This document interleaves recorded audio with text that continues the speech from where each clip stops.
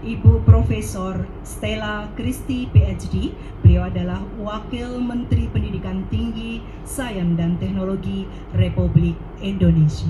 Bagi para wisudawan, tentu pertanyaannya adalah setelah lulus ini dari universitas dapat kerja apa tidak gitu ya. Nah ini Prof. Stella memiliki satu pandangan yang menarik bahwa ternyata kalau kita bicara lapangan pekerjaan itu sebenarnya tidak akan pernah habis. Kenapa? Selama ada manusia pasti akan ada lapangan pekerjaan, gitu kan? Nah, cuma kan pertanyaannya, apakah mahasiswa ini saat di universitas itu sudah memiliki modal atau belum gitu? Dan ini pertanyaannya tanggung jawab siapa? Tanggung jawab universitas, tanggung jawab dosen, tanggung jawab mahasiswanya sendiri, gitu kan? Di sini kita bisa melihat bahwa ternyata ketika kita masuk universitas dan ketika kita masuk kuliah, selalu yang menjadi pertanyaan adalah setelah kuliah selesai, setelah dosen menerangkan sesuatu, kira-kira mahasiswanya ada yang bertanya apa tidak? Nah, ini yang jadi menarik. Karena apa? Menurut Prof. Stella, membuat pertanyaan itu tidak mudah. Mahasiswa yang mempunyai research mindset, mereka akan bisa menjadi dua luaran. Yang satu, ada yang mungkin ingin meneruskan sebagai peneliti. Ini juga tidak saya bahas secara detail hari ini karena sudah ini adalah gambaran yang sangat umum. Research mindset menjadi peneliti. Ini penting karena akan ada masukan lagi terus-menerus. Dosen-dosen kita tidak bertambah muda walaupun kelihatannya selalu muda, ya kan? Suatu saat harus ada yang menggantikan generasi mudanya dan itu harus dihasilkan. Hanya bisa dihasilkan oleh anak-anak mudanya yang mengetahui bagaimana melakukan penelitian. Nah, itu sudah umum dan sudah kita tahu. Tetapi yang ingin saya tonjolkan hari ini adalah luaran 21, yaitu mahasiswa yang mempunyai pemikiran riset itu akan menjadi inovator industri. Inovator industri. Mungkin kalian berpikir, bagaimana apa hubungannya riset, penelitian dengan inovator industri? Riset adalah menjawab pertanyaan dengan sistematis. Adalah sangat sulit membuat suatu pertanyaan. Untuk bertanya itu tidak mudah.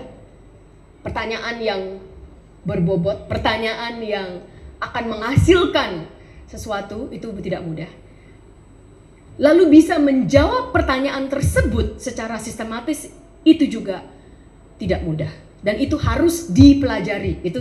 Itu bukanlah sesuatu yang dilahirkan dan kita langsung bisa berbuatnya. Bertanya itu sebetulnya tidak mudah ya. Memang tergantung pertanyaan seperti apa. Kita tahu tidak ada pertanyaan yang jelek. No stupid question. You can ask anything. Memang di satu sisi itu penting untuk menstimulasi, minimal bertanyalah gitu ya. Akan tetapi tentu kita juga tahu pertanyaan yang berbobot tentu bisa menghasilkan jawaban yang berbobot dan tentu juga bisa menghasilkan insentif yang berbobot juga gitu ya. Nah, maka ketika kita belajar di bangku perkuliahan, mahasiswa seharusnya ikut bertanya atau minimal paham bagaimana teori dalam ilmu apapun, teori dalam ekonomi, teori dalam biologi, teori dalam fisika, itu asal muasalnya dimulai pertanyaan seperti apa dulu, gitu ya kan? Kalau kita bicara dalam sejarah misalnya, ketika Ibnu Khaldun membuat buku yang sangat terkenal mengenai Muqaddimah, mengenai bagaimana naik turunnya peradaban, dia pasti dimulai dengan pertanyaan dulu. Mengapa peradaban itu naik turun? Mengapa di generasi tertentu mencapai puncak keemasannya, tapi di periode berikutnya dia justru mengalami penurunan?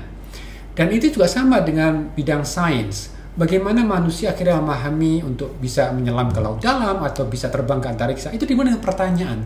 Bagaimana kita bisa bertanya sesuatu yang berbobot? Karena apa? Karena seperti yang Prof. Stella juga sampaikan dalam pidato yang cukup panjang, sekitar 20 menit, bahwa yang namanya pekerjaan tidak akan hilang selama manusia masih ada. Memang pekerjaan itu bisa bertransformasi. Yang jagain pintu tol mungkin sudah tidak ada. Tetapi bagaimana selama ada pintu tol, tentu ada inovasi yang lain secara elektronik misalnya. Dan itu pun manusia juga yang menciptakan inovasinya. Dimulai dengan pertanyaan, bagaimana kita bisa menyelesaikan masalah pintu tol secara efektif dan efisien. Jadi tidak ada alasan bahwa kita tidak akan mendapatkan pekerjaan. Pekerjaan akan selalu ada, tergantung apakah kita mampu bertanya secara kritis. Dan kita juga dilatih untuk, dan kita mendapatkan ilmu secara terlatih untuk mampu menjawabnya secara sistematis. Maka disinilah skill yang kadang-kadang kita suka terlupakan. Bagaimana kita bertanya? Memang saya juga sedih ketika setelah memberikan kuliah gitu ya, tidak ada mahasiswa yang bertanya. Oke lah, mungkin ada dua kemungkinan. Yang pertama, saya tidak bisa mengejar dengan baik sehingga mahasiswa pun juga tidak ngerti apa yang saya omongin. Atau yang kedua, mahasiswa sebetulnya banyak pertanyaan tapi entah kenapa dia tidak bertanya. Padahal seharusnya mereka ketika mendapatkan materi, dia harus berusaha connecting isu yang dia pelajari di bangku kuliah dengan isu yang ada di masyarakat yang dia ingin selesaikan ketika nanti dia lulus. Itu sebabnya jangan sampai kita menghabiskan waktu dalam bangku perkuliahan selama 4, 5, atau 6 tahun, tapi justru kita tidak mendapatkan skill bertanya secara bagus, secara sistematis, sehingga akhirnya kita juga tidak mampu nantinya untuk menjawabnya secara baik dan berbobot. Baik, semoga bermanfaat. Ketemu di lain kesempatan. Assalamualaikum warahmatullahi wabarakatuh.